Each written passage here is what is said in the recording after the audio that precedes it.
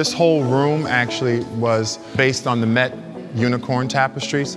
And what really grabbed me was that not the modern, not the kind of historical reference to the unicorns and the birth of Christ. That wasn't what really grabbed me. What grabbed me was that it really was about something being hunted that was different.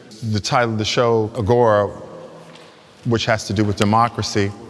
And I really wanted to use something that has had historical reference, but I could play off of it in a modern world and modern time. And I wanted to hang it almost salon style, where it felt like there were windows to keep out the cold draft, because tapestries were used to keep, actually to warm the castles. So in some ways I turned this into my own castle and created my own hunt. There's two other tapestries which are really very new, and these came out of the flora and fauna of that time, but not specifically from the 12 unicorn tapestries.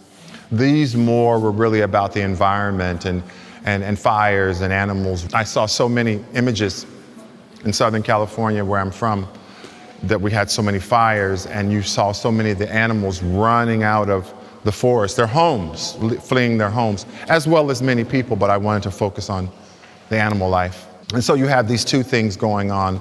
You had these kind of middle-aged tapestries, and you also had this kind of relationship with the environment, the burned environment, or the environment that's actually displacing animal life. We've all seen the images of the polar bear floating on an iceberg that has broken away because of global warming. So these two things play together. The other rooms are really about the social landscape. It really is about mapping and counter mapping. It's about how maps can be used to expose and to cover up information as well. I think for the last couple of years with the pandemic, the world has been obsessed with maps, and they've been obsessed with sort of tracking and monitoring where the virus has moved, but really it still is about cartography. And one thing that I'm always been fascinated by is, and we try to keep this quiet, the same thing as like the news, maps are never neutral. They're always done by a point of view. We understand the globe through a European gaze of the continents. Europe is always at the top, America's kind of in the center. Size-wise, it's all been manipulated. So it really is about topographies, and it's about unrest, because the maps that I use for the largest canvas, which is Cerberus, which is again using Greek mythology and social abstraction kind of in the second room work together. He guarded the gates of hell. And this map was really about the 1965 riot in Los Angeles, and these little spots that you would see, let's say on pandemic maps. In 1965, it was about what was looted, who lost their life.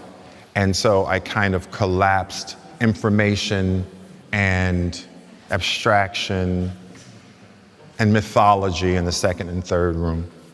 Well, I hope people bring away and they have a lot of questions, and they can have material questions, and they can kind of have questions of their own and research, and some of the information people know and some of it they're going to learn.